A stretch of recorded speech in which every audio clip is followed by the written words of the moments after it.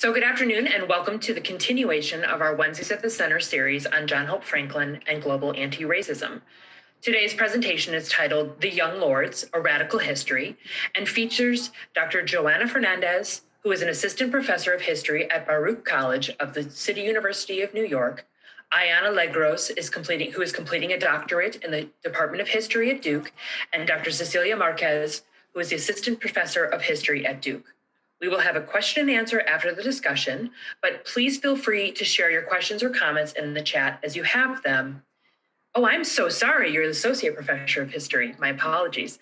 But feel free to share questions or comments in the chat as you have them, and be sure to mute your audio. And now let us welcome Ayanna Legros to provide an introduction of today's discussion. Hello, everyone. Thank you so much for being here today and for joining us all.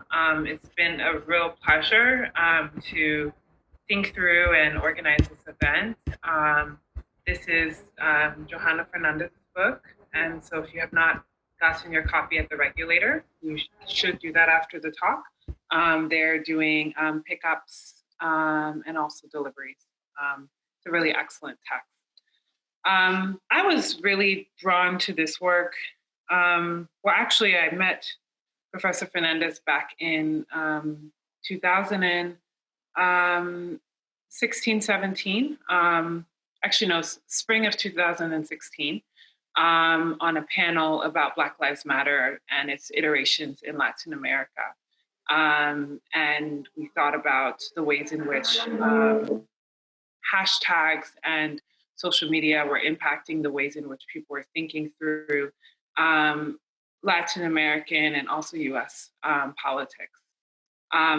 It is also really telling that this book came out in the most appropriate season. I would say that Professor Fernández has successfully chronicled a history of the Young Lords, which had not been done. And to have the vision to do that as a doctoral student was incredibly inspiring for me as a scholar training within a department of history. So I will not say much more, as we will be first and foremost talking about how the project came into fruition, and then getting into the details of the Young Lords as a group and their history, and then we will close out with Q&A. So Professor Márquez, who's also in the Department of History, will be offering comments next.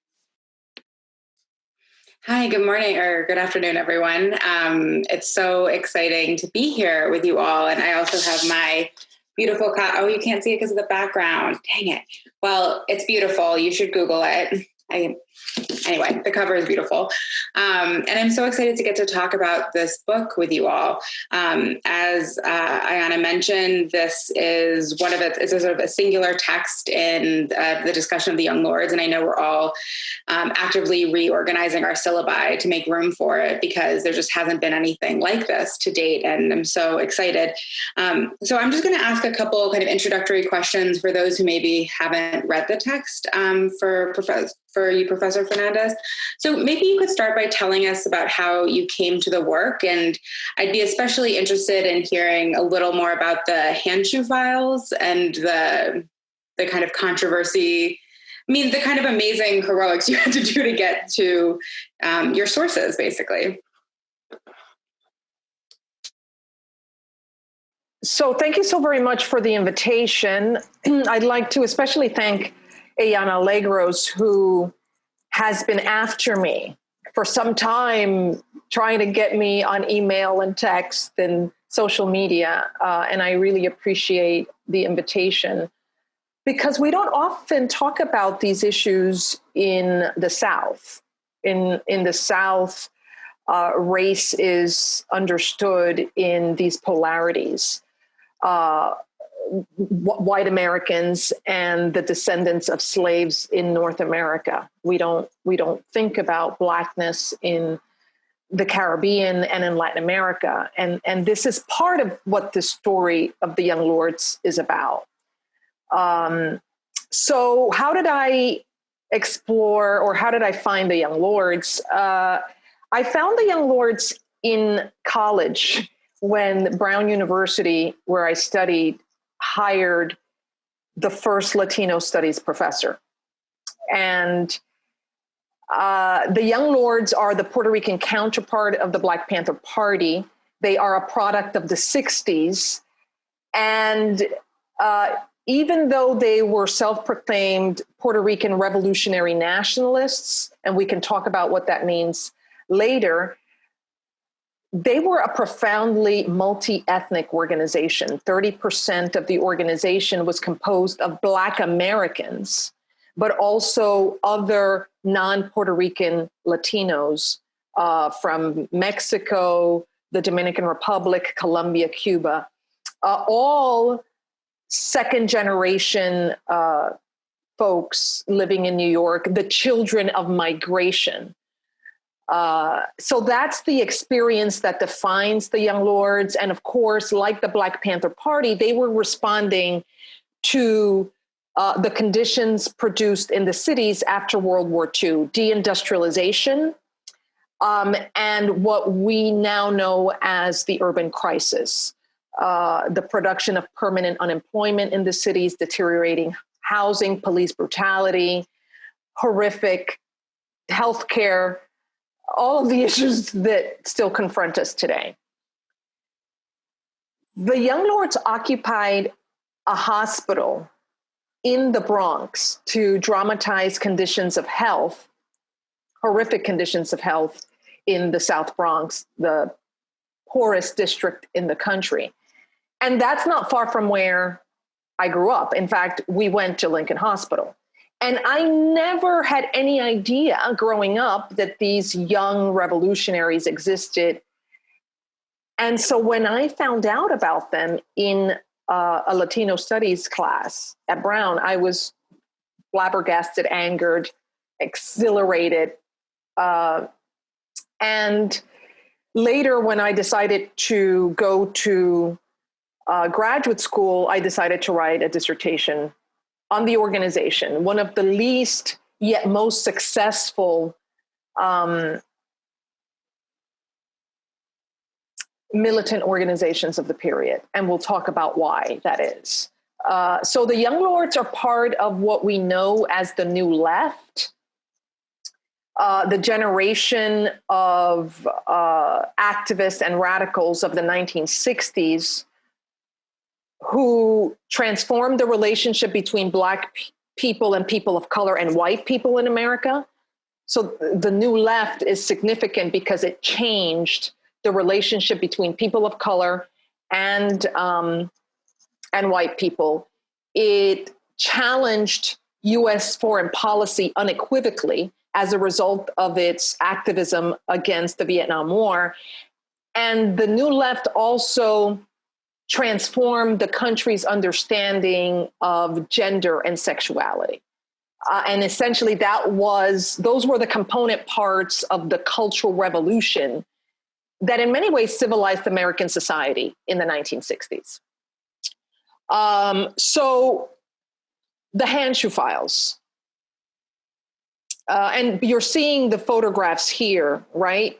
These movements were influenced first and foremost by the rise of the civil rights and Black Power movement. On the heels of the Black Power and civil rights movement, we see the emergence of an anti-war movement, a women's movement, a movement for gay and lesbian liberation. Those are images of the Black Panthers. So the Young Lords were inspired by the intrepid organizing work of the Black Panther Party. So the Handschuh Files. When I finished my dissertation, one of my advisors, Eric Foner, suggested that I immediately pursue the counterintelligence, the COINTELPRO papers. And the COINTELPRO, as you probably know, stands for the Counterintelligence Program of the FBI. And I thought, well, certainly repression and surveillance is a local phenomenon. So I'm going to request the police files of the Young Lords. locally, which is something that we don't often think about. And so I started writing to the local police department here in New York City, maybe 14, 15 years ago. And 10 years into that process, I decided, I had been in a back and forth with the police department, and I decided, why don't I just go in? I mean, I'm from New York, right? We could maybe have a conversation, New Yorker to New Yorker, about releasing these files that should be available to the people of New York by law. And that was a Freedom of Information law request that I made to the police department to release these records. And I went in, and the person who received me said, "Oh, yes, we're familiar with your request." Of course, I had been in correspondence now for more than 10 years. And they said, "Oh, we're about to make a decision, and you're going to be satisfied with the decision." And of course, they were very respectful. They called me Dr. Fernández. We understand that this is important to you and your research. In any case, I didn't hear from them. I called them that December. I remember I made the request and walked in like October or November. A month later, I call them and say, "What's going on? I haven't heard from you. And you said that you would get to this immediately." And they were like, "Oh, yes, sure. We're going to get to this." In April, I get a letter saying that they were going to dismiss my request on a technicality. This is 10 years later. And this is at the beginning of the Black Lives Matter movement in 2014, in one of the many iterations of the Black Lives Matter movement. And I was just angry and pissed off that they were so duplicitous in these conversations. And I literally borrowed money and sued them. And immediately, the New York Times wants to cover the story because I was the first person to sue the NYPD for its failure to release these records since 1985, when a New York judge mandated that these records, over 1 million police surveillance records between 1954 and 1972, be registered at the Municipal Archive of the City of New York as part of the Handshoe case. And so I was the first person to sue them, since this judge said, yeah, these records should be part of the public record. And so for 2 years I was in court, and I in fact lost the case, not because the judge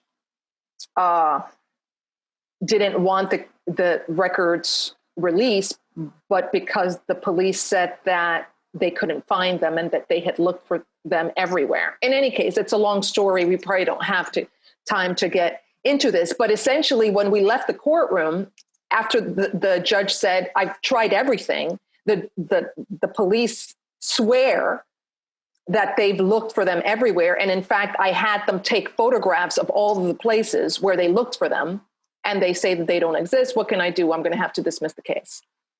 We leave the courtroom. We're all crestfallen. And my attorney turns to me and says, "Well, sorry, Professor Fernández, we tried." And I was like, "We tried? What are you talking about? These records exist. You can't lose 1 million records. We're gonna figure out how to get them." And so he says, "Well, let's go to New York One, which is the local New York, like it's the CNN of New York City news. It's on around the clock." And I get interviewed by Dean Meminger, who previously was the reporter at the Bronx, but now he's like the lead reporter in Manhattan. And he says, the police department is having a press conference right now on a different matter. I'm going to go and ask questions about these files, Professor Fernández, on your behalf. And he cross-examined the commissioner of the NYPD. And 2 weeks later, we get a call, ring, ring, we need you to come identify the files. And so that's That's part of the story. And of course, I was looking for the files of young lord surveillance by the NYPD. And I knew that this was not just about the young lords, but about the history of NYPD surveillance during the start of the Cold War.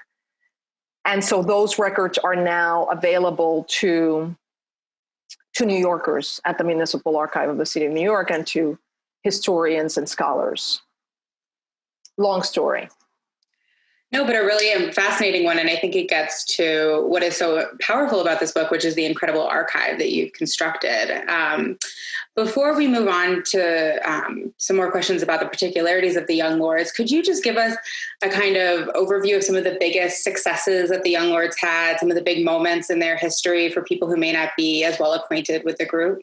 So what's important about the Young Lords, in part, is that the organization educated the New Left and the country, and certainly New Yorkers and people in Chicago, because the organization emerges in Chicago as a street organization that's politicized by its leader, Chacha Jimenez, who literally transforms it into the Puerto Rican and Mexican American counterpart to the Black Panther Party, because in Chicago, there were Mexicans and Puerto Ricans active in the street organization.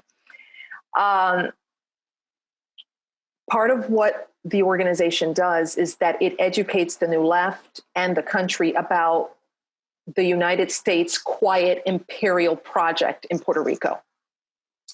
Beyond that, in New York, it launches a series of campaigns locally in East Harlem, in the Bronx, in the Lower East Side, first around the issue of sanitation, which was an epic problem in that period, not just for Puerto Ricans and people next door in Harlem, but for the entire city.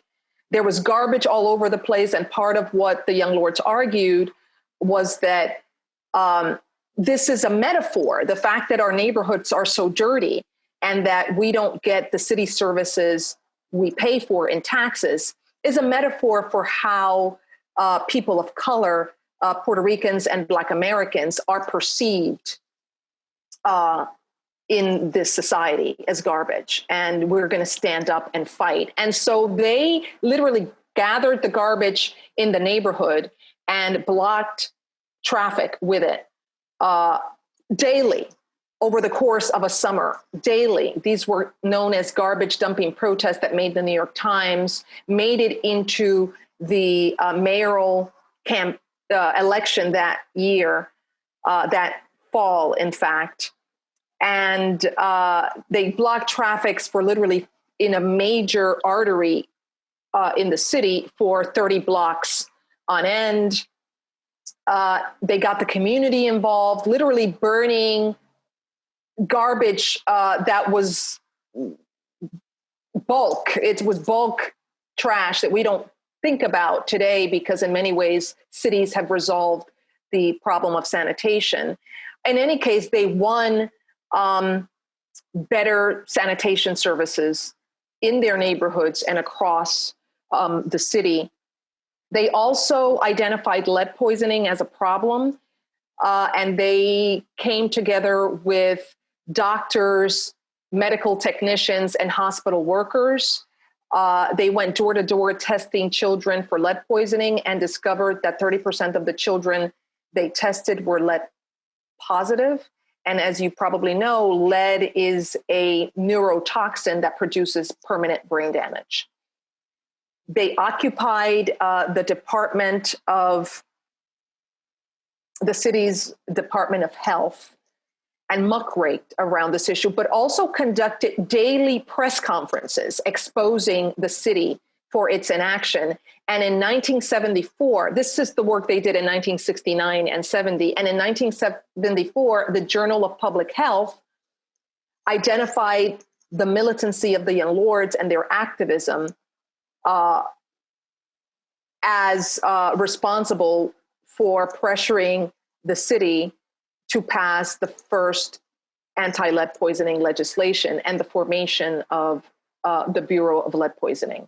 They also occupied a hospital Lincoln Hospital in the Bronx.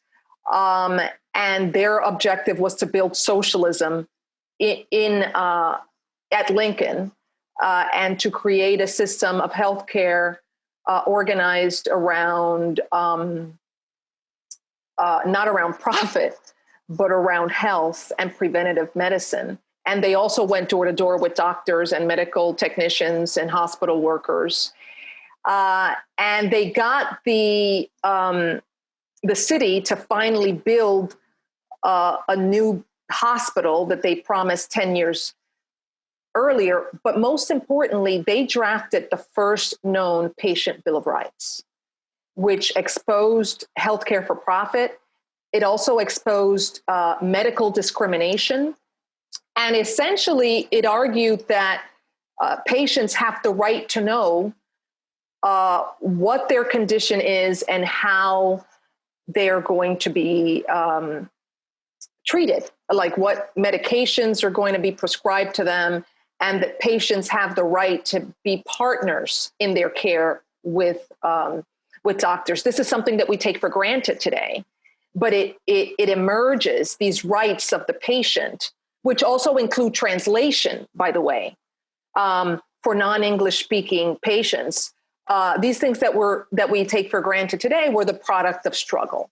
And in many ways, a struggle to demystify medicine, but also to challenge the medical profession to come off its high horse of elitism against not just people of color, but all patients in that period.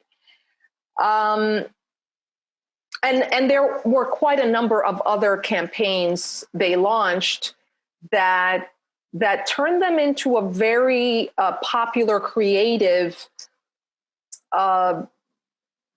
group of radicals recognized in New York and around the country for their work. They also, very important, the young lords, they were very young people between the ages of 14 and maybe 24, 25.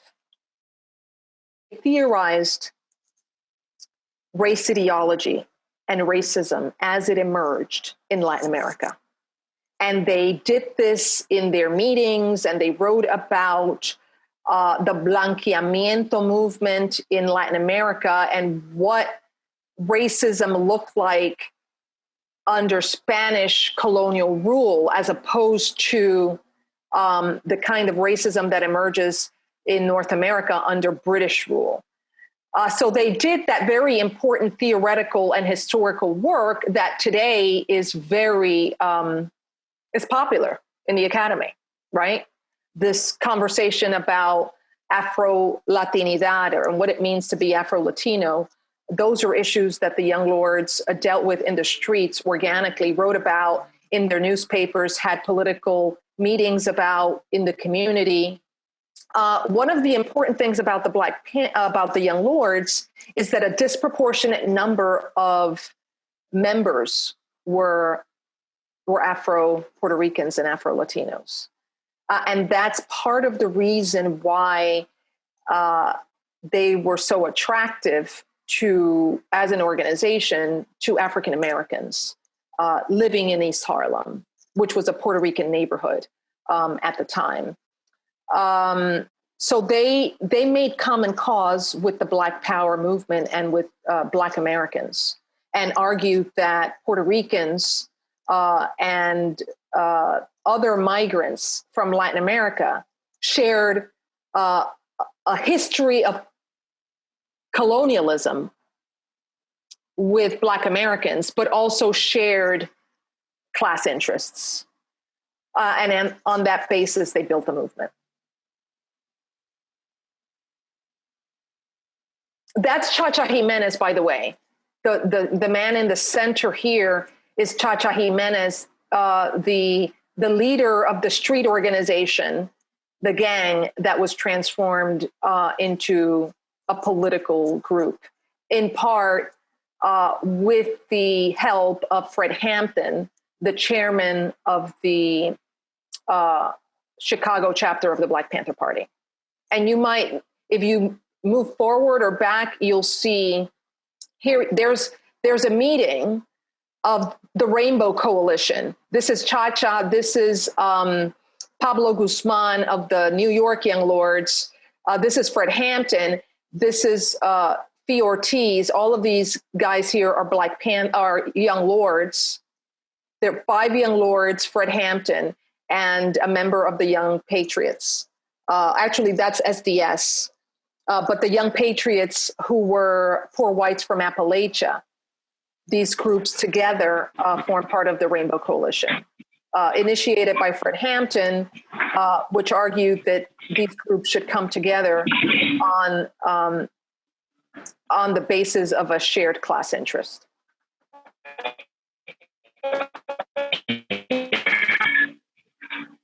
We're getting feedback.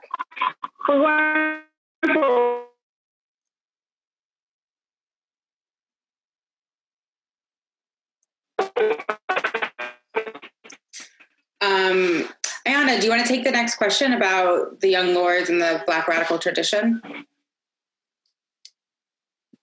Yeah, absolutely. I just want to make sure that the internet is working okay. Can everyone hear me? Yes. Okay, excellent. Yeah, so I think that Professor Hernandez, your kind of linkings between the Young Lords and the Black radical tradition is really important. In terms of thinking about the ways in which people are in dialogue and discussion, and also the fact that oftentimes we don't necessarily understand that these organizations, particularly the Young Lords, were thinking about global issues, as we saw in the slides, issues of gender and sexuality, thinking about race, thinking about capitalism, thinking about the environment and food, and how all of these themes are tied together. And what I thought was really great was your kind of analysis of garbage in your text and the kind of pushback to have clean neighborhoods and trouble this assumption that, especially during this time, there's all this sociological research coming out about the ways in which the Black family is organized, the ways in which migrants live in cities. And your text really troubles all of this. And I want to think through a little bit deeper the kind of relationship between this group being in the United States while also thinking about island politics and what's going on in Puerto Rico. And so I was wondering if you could kind of address that, finding that balance between where to prioritize one's energy as an individual and as a collective. Okay, well, this is a perfect background to these remarks in answer to your question. So the Young Lords were revolutionary nationalists. They believed that Puerto Ricans should launch a struggle of independence against U.S. colonialism on the island, which began in 1898 in the aftermath of the Spanish-American War. Part of what is important about the Young Lords is that they give their generation the language and political analysis with which to understand the colonial character of Puerto Rico and its colonial relationship to the United States. And what that produced in 1947, when the United States launched an industrialization project on the island of Puerto Rico known as Operation Bootstrap, which displaced more farmers than it was able to absorb. The industrialization project was a mass migration of a third of the people of the island of Puerto Rico who were displaced to the US mainland, to cities like New York, Chicago, and Philadelphia. So here you have a third of the people of the island migrating to the U.S. mainland. In a city like New York, more Puerto Ricans migrated during this period than African Americans as a result of this displacement. And part of why they're radicals, and part of the Black radical tradition certainly, is that they sought to address the root causes of social problems, migration, displacement. They were self-proclaimed socialists, influenced by the revolutionary ideas of the period. There were massive movements against European colonial rule in places like Vietnam, Algeria, and beyond, Cuba. So they're influenced by the revolutionary ideas of the period, and what's important about the experience of Puerto Ricans at that moment is that their migration coincides with the migration of African Americans from countryside to city after World War II, right? Which establishes the foundation for the rise of the civil rights movement. It's the urbanization and proletarianization of previously rural people and the political and economic power that comes with that takes them out of the isolation they experienced in the South, and therefore the vulnerability of the Black population to the terror of the KKK, that leads to the civil rights and Black power movements, and Puerto Ricans who are from Puerto Rico, and as we probably know, migrants tend to disassociate themselves from the Black American experience because migrants are vulnerable, perceived as outsiders, and the last thing they want to do is associate with the most demeaned, racialized, criminalized group in American society, African Americans. But in the case of Puerto Ricans, they migrated into the civil rights and Black power movements. So their consciousness was transformed, their political consciousness, by this experience of struggle against white supremacy and for Black freedom. That also inspired them to take a stand and fight for their place in the city and in American society, as people who were perceived as foreigners, even though they were citizens of the United States. So part of what the Young Lords do is that they help young people of their generation understand, and I talk about this in the book, the trauma of migration and its root causes politically as a consequence of U.S. imperialism, economic and political policy in Puerto Rico. And of course, this is necessary as Puerto Ricans, like African Americans, are struggling to become indigenous to themselves in a society that sees them as children of a lesser God and that blames them for the problems of American society, right? So they start to ask questions about, society's problems and what are its root causes. I'm not sure if I've completely answered your question, but they fight against, for example, if you look at the publications of the period, if you look at the newspapers, Puerto Ricans become part of a super exploited class of people in Chicago and New York and Philadelphia. They're working in the factories. They're blamed for the city's problems. In many ways, the city and white ethnic groups are responding to the changing demographic and racial composition of the city, much like we see today, that in many ways, the rise of white supremacist groups is a response to what is surely in the horizon, that the racial composition of the United States will be completely transformed by 2045.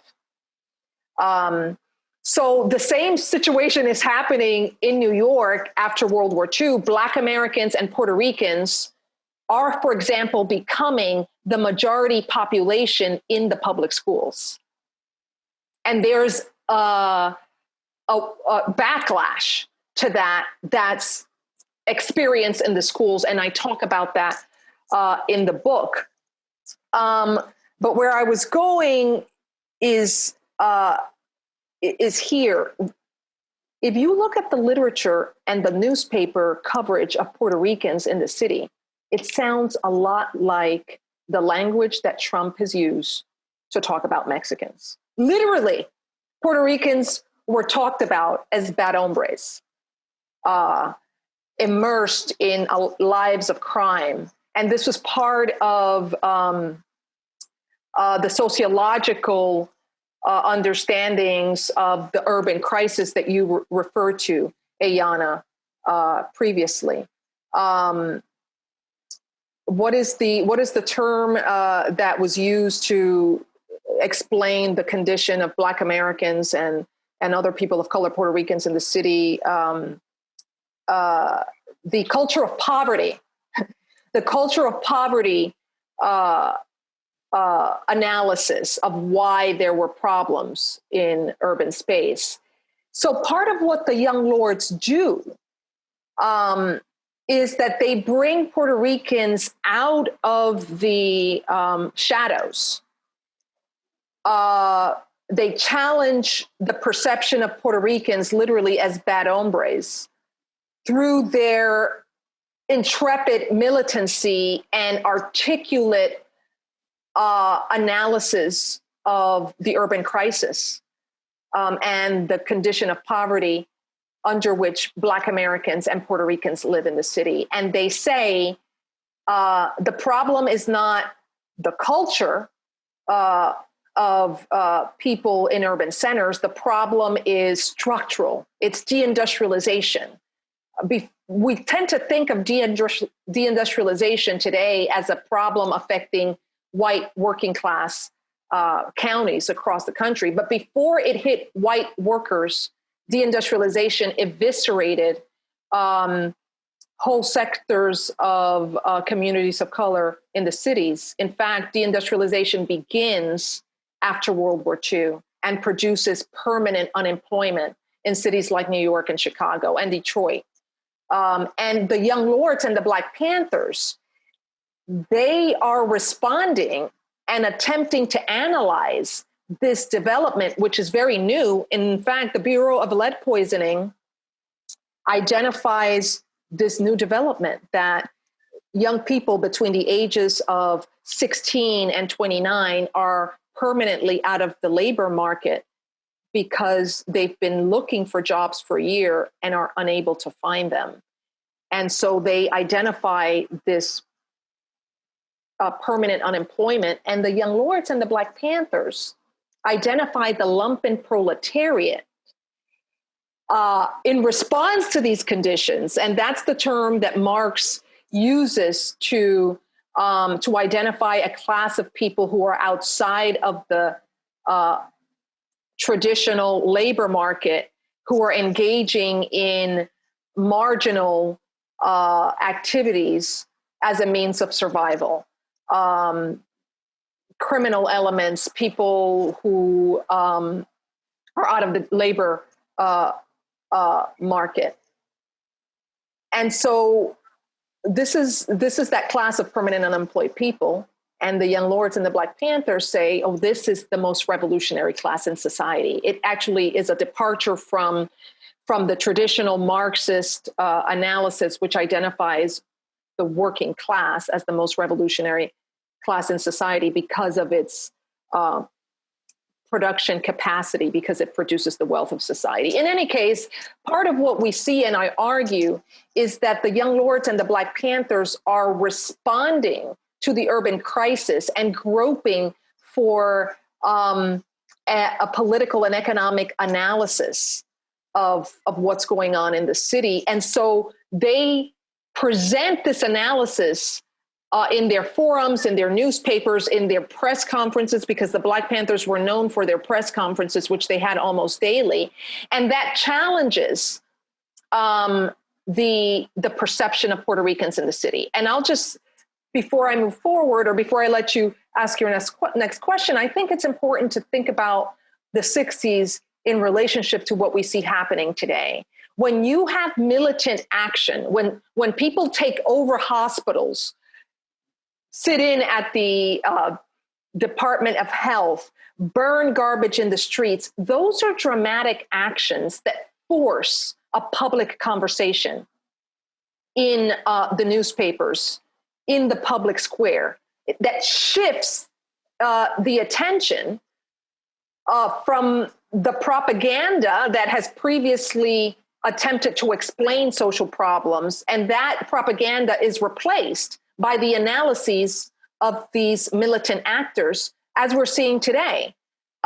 So in the aftermath of the burning down of the police department in Minneapolis, which, by the way, over 50% of Americans thought that it was a legitimate response to the killing of George Floyd, we have a conversation about defunding the police and the abolition of the police that makes it to the public square, because social movements and the actions of the radicals within these movements shift the terms of debate in society, and in many ways change society and transform society's values.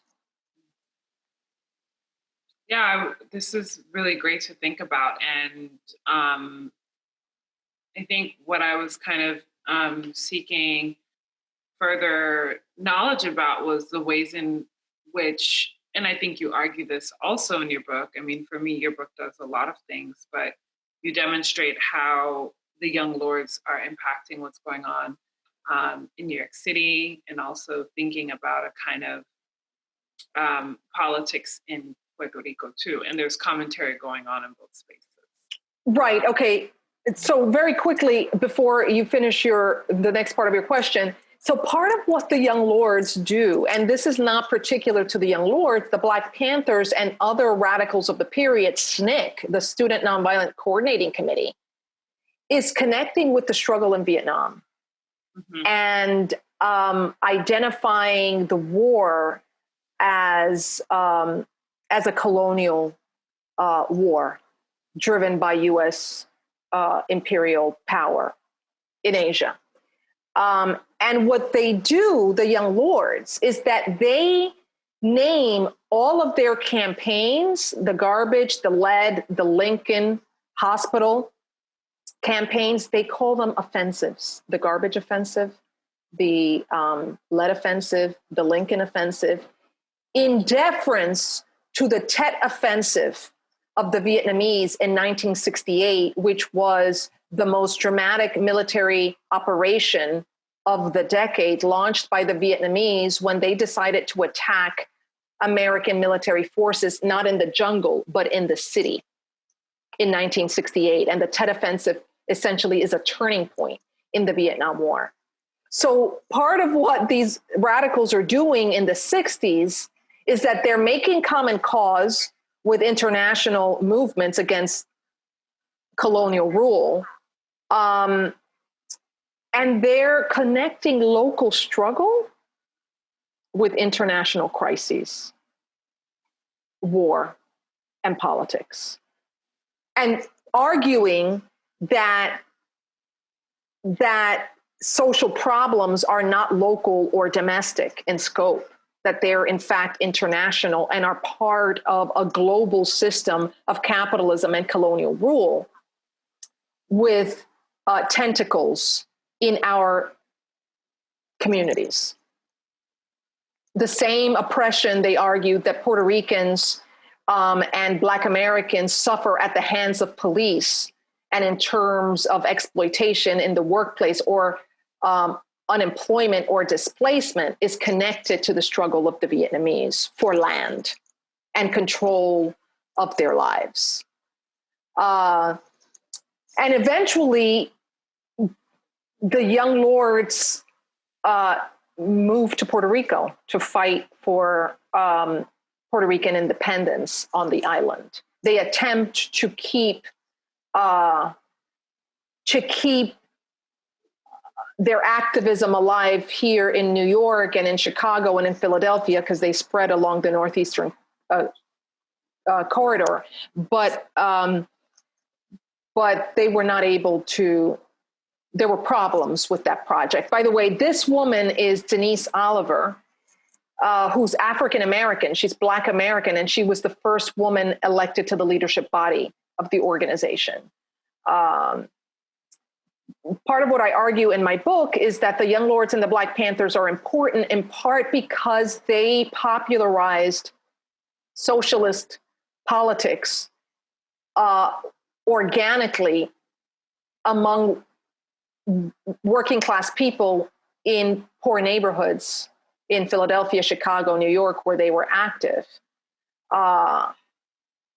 Something we don't necessarily associate with the left socialist tradition, but these were young socialists of color who were taking these ideas into their neighborhoods and their communities.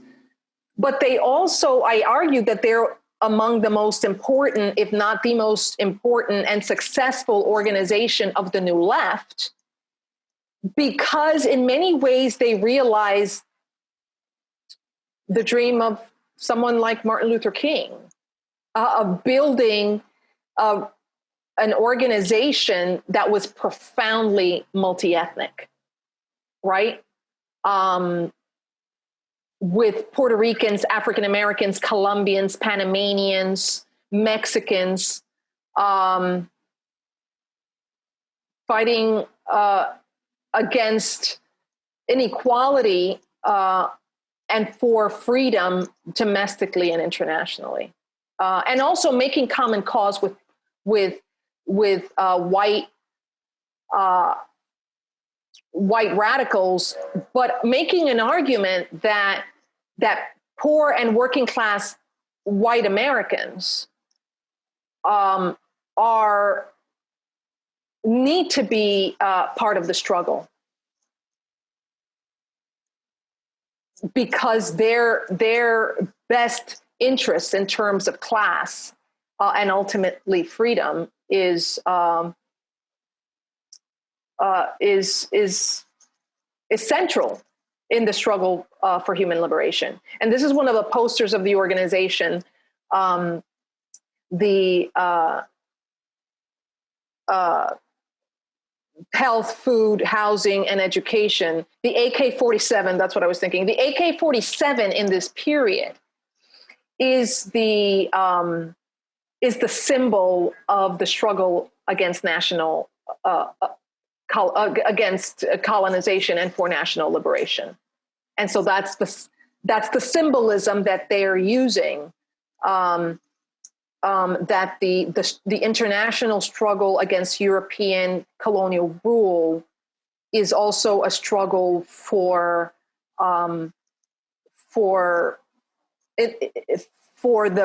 basic human needs like health, food, housing, and education. I think that's an excellent space to pause and open up the floor and allow people to process what has been shared, because this is all very rich. So thank you. So if anyone has a question, they can type it in the box and message me. And maybe people are just processing. I mean, I think that this work is incredibly rich because, like you said, I mean, you're demonstrating the ways in which, I mean, the organization wasn't around for a long time, right? And so one could argue that this is not legitimate to write a whole history. And so, I mean, what does it mean to kind of push back in terms of thinking about impact? It was really interesting yesterday. I was sitting with my students and I had asked them, do any of you have an archive? And they all said no. And they said, I haven't lived a significant life. I said, well, how do you decide, when your life is going to be significant? I can't imagine that a group of people that were 14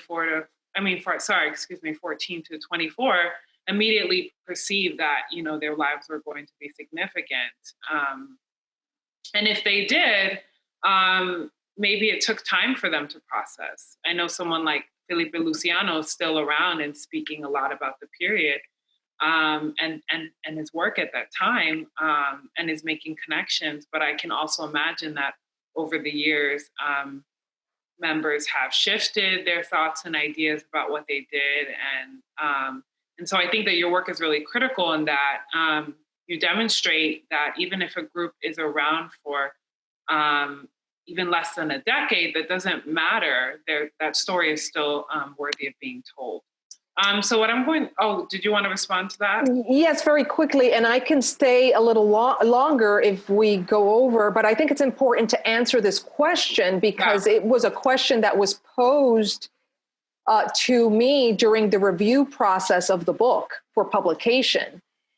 And I think that the best answer to that question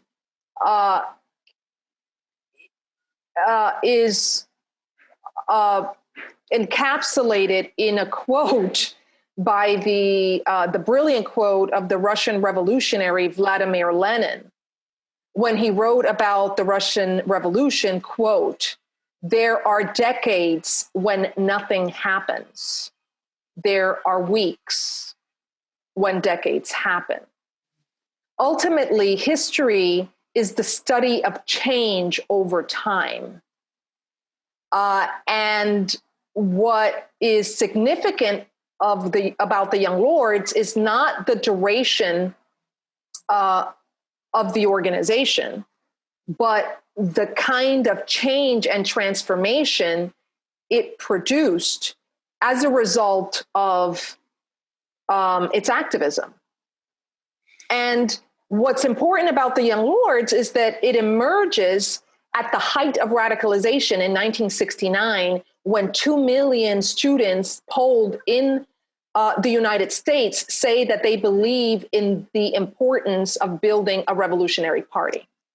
Right. So change in history is not something that emerges because of will alone.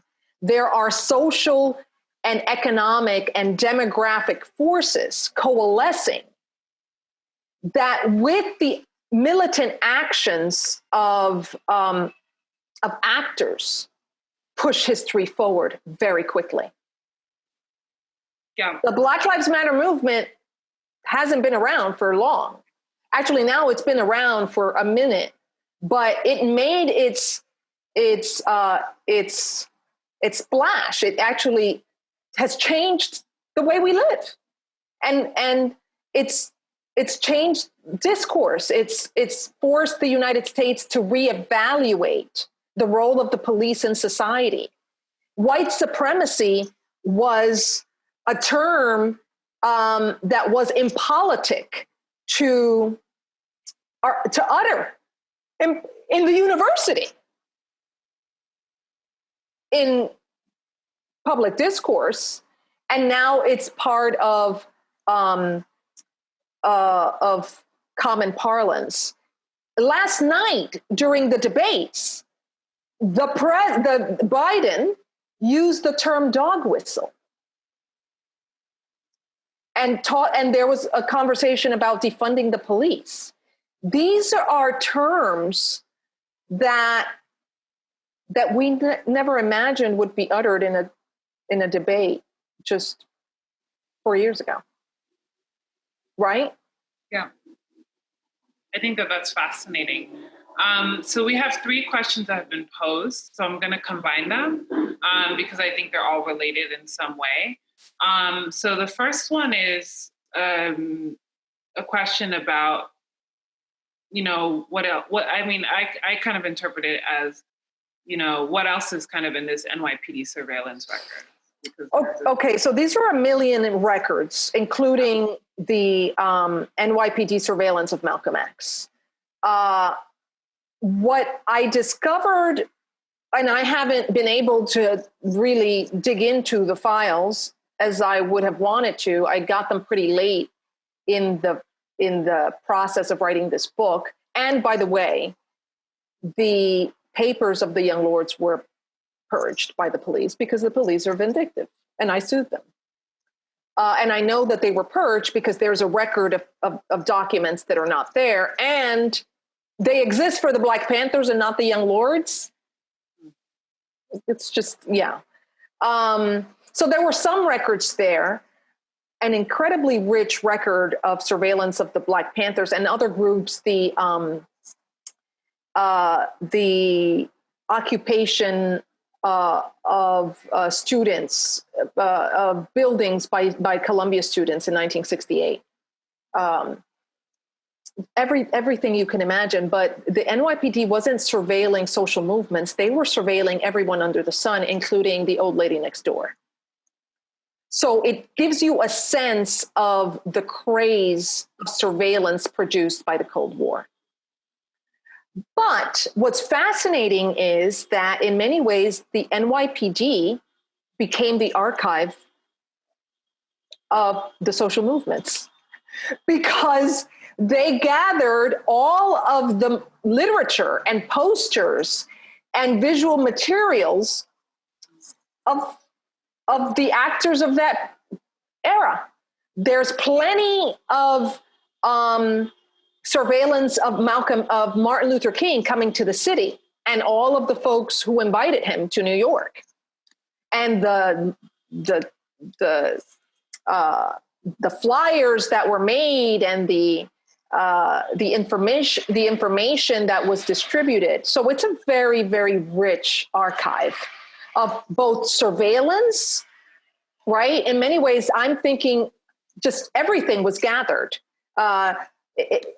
When I use these files, because these files also were reflected in the COINTELPRO papers, that's why I knew that I had to come after these files, because police files were found in the federal COINTELPRO records. And I was like, well, what's this? And there's a conversation between the NYPD and COINTELPRO.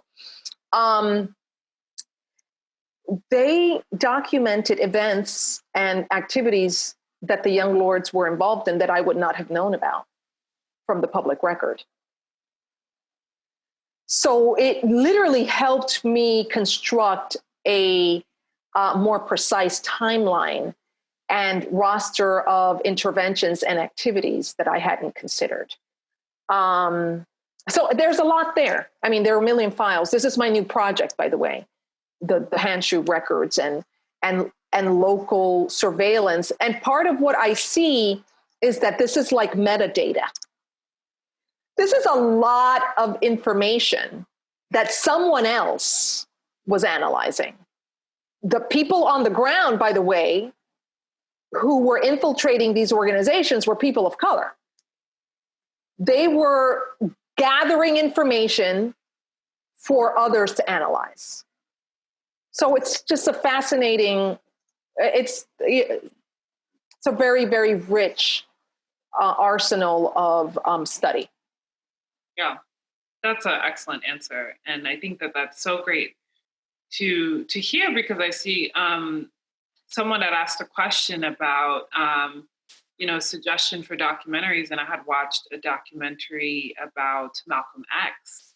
I'm forgetting the name of the historian, but they had such a fight in order to open up archives and kind of understand the happenings of his murder.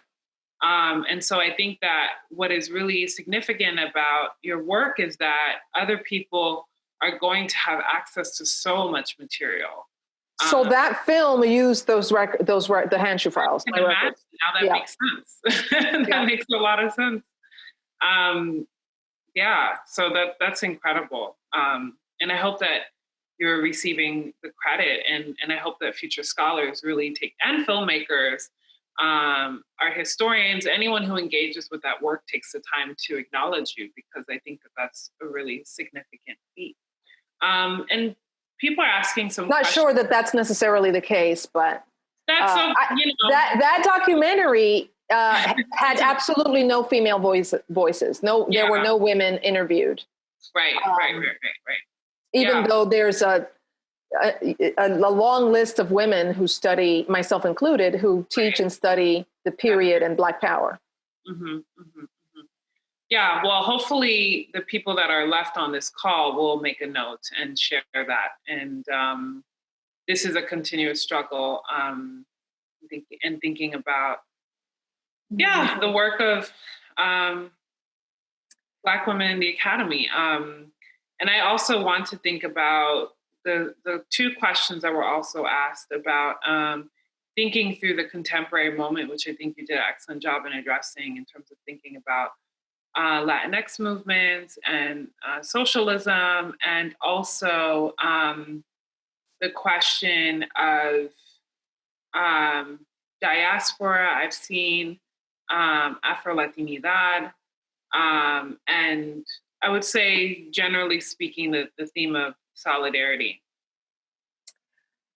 You'd like me to address?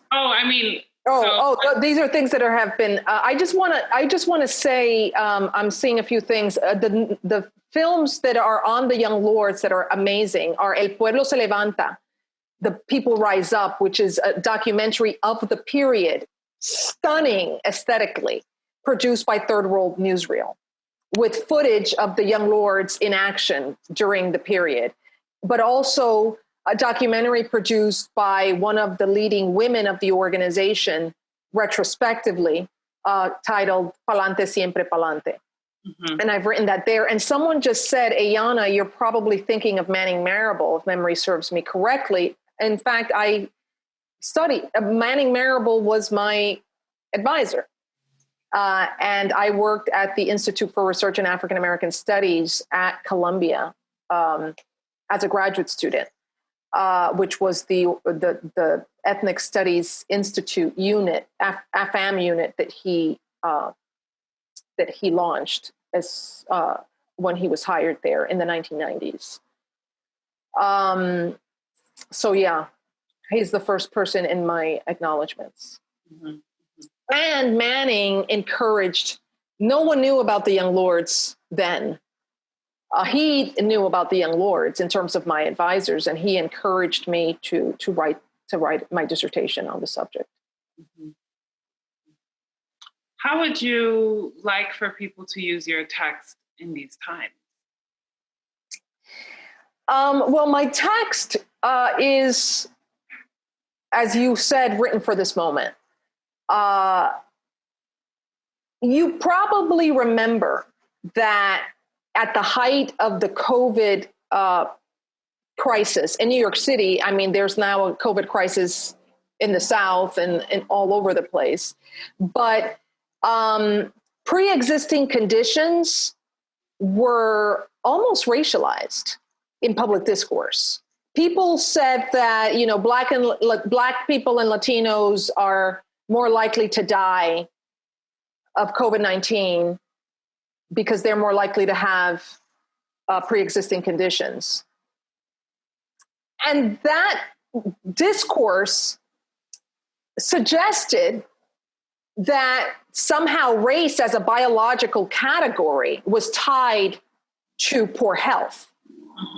And what the Young Lords argued was that the reason why, literally, this is what they did because they had a 10-point health platform and program. The reason why Puerto Ricans and Black Americans are predisposed to illness is because of diseases of poverty. Because they're essential workers and exposed to hardship and stress and environmental conditions that produce disease. Nothing to do with race and everything to do with economic and social conditions, but also the consequences psychologically and physically of racism, which a scholar, Mindy Fullilove, who writes about gentrification and displacement, calls root shock. That displacement produces root shock, and I will read. I'll read a quote. I think that the book is a history of the period. There's an enormous amount of work they did around issues of health that are so important for this period. They impugned the healthcare system in the United States. They argued for preventative healthcare organized around prevention of disease. They modeled their practice of going door to door with hospital doctors, social workers, psychologists, neonatal specialists. They were like, we need teams of people to go around door to door. We need health captains in communities to produce health in our communities. It's not going to happen automatically. And we have models that have worked. So they look to Cuba and the successes of Cuba in healthcare among poor people and peasants as a model to follow here in the United States and around the world. They educated the public about these issues. They theorized race. They used the newspapers. They deployed the new media of their time in the form of press conferences to shift consciousness, but also to explain the problems of society to their audience and to the world. So when we were in the middle of a pandemic stuck in our homes here in New York, and you probably know that many, many, many people died here in New York City, and we had literally mobile morgues outside of hospitals, I thought the Young Lords would have had parallel press conferences to those of the governor, explaining the real causes of the crisis and explaining why Black Americans and Latinos were disproportionately dying. And it boils down to the horrific hospitals that treated or didn't have the resources to treat those who were taken there. Hospitals in the Bronx that the Young Lords occupied, to expose the fact that in the United States, there is healthcare for working class people and the poor, and there's healthcare for the ruling class. The book is in many ways a history of the period, not just of the Young Lords and the ideas of the period, but also I really document how they organized and how they did it. So it is potentially a manual for how to launch grassroots campaigns and achieve an impact beyond your numbers. Right.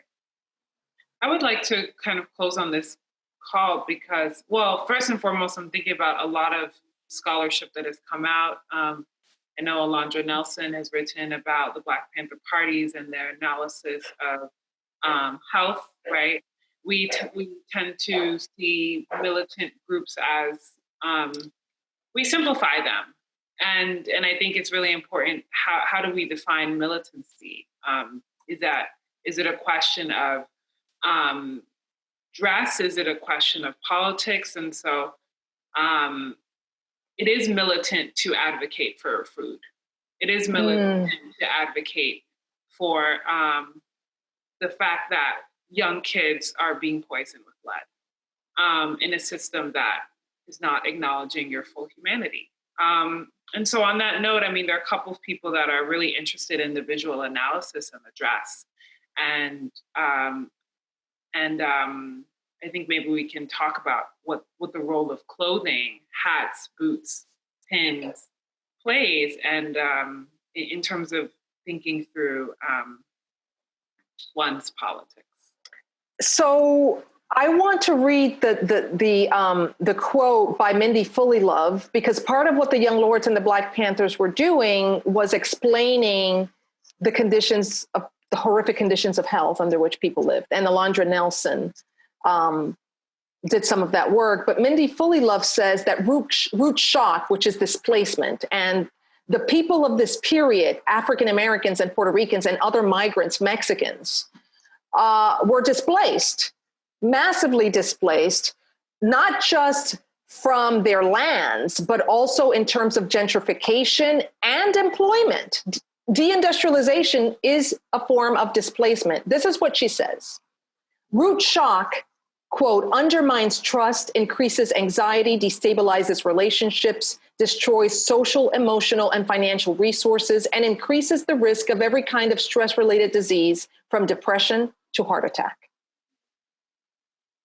Different way of understanding health, right? The Young Lords and the Black Panthers adopted in their organizational structure and their aesthetic, the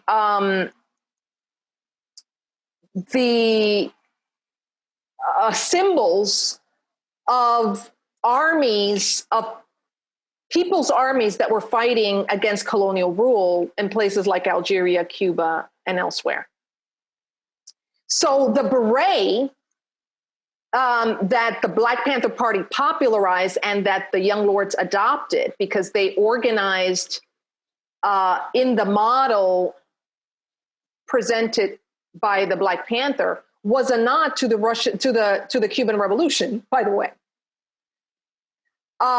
So in many ways, all movements, the best of them, they put their finger on the aesthetic pulse of the moment and the political pulse of the moment. And that's what these organizations did. They actually ran with the revolutionary vanguard political framework and aesthetic of the period. One of the photos in the slides is of the Cuban revolutionaries. That's an iconic photo. Che Guevara was an iconic figure, beloved by the New Left and the world. And so these organizations adopted that aesthetic, but they also made an argument about the condition of racialized people in America. They argued that Puerto Ricans and Mexicans and Native Americans and Black Americans were a colony within the colony. They were an internal colony within the United States. So it was an aesthetic and analysis simultaneously. I think that's the perfect, sharp point to conclude on. Thank you. That's great. Thank you all. I really want to thank all the participants. And Miguel has reminded me that this event was presented by the Duke Center for Latin American and Caribbean Studies, CLACS, the Forum for Scholars in Publics, and the Regulator Bookshop. And this is a series that is taking place throughout this academic year, so that we may continue to reflect about the times that we are in. And I'm just going to conclude by once again showing your book. Once again, congratulations. I know this has been a long journey, and I want to acknowledge the critical work that you've done. It's definitely a 450-page book, and you have a lot to say, and you're making so many connections for us. So I think we all owe you a round of applause. So thank you. And before I depart, I just want to acknowledge and thank Professor Cecilia Márquez for the wonderful conversations we had in preparation for this conversation. And also just once again, thank you for your leadership, Ayanna, and for the invitation that you made to me so persistently, and for reading my book. I mean, it's wonderful to talk to folks who are immersed in the actual history and understand its complexity. So thank you. Thank you. Next Wednesday, October 7th, there will be a discussion called Race and Gender and Invisibility in the STEM Field, hosted by Mark Anthony Neal, Professor of African and African American Studies, and Rochelle Newton, Senior Manager of IT at Duke Law. So the series is a part of Wednesdays at the Center. And thank you all. Once again, take good care. Thank you. Thank you so much. Thank you. Professor Márquez. The term Ubuntu. Of the Alien and Sedition Act. The importance of an archive. The John Hope Franklin Center.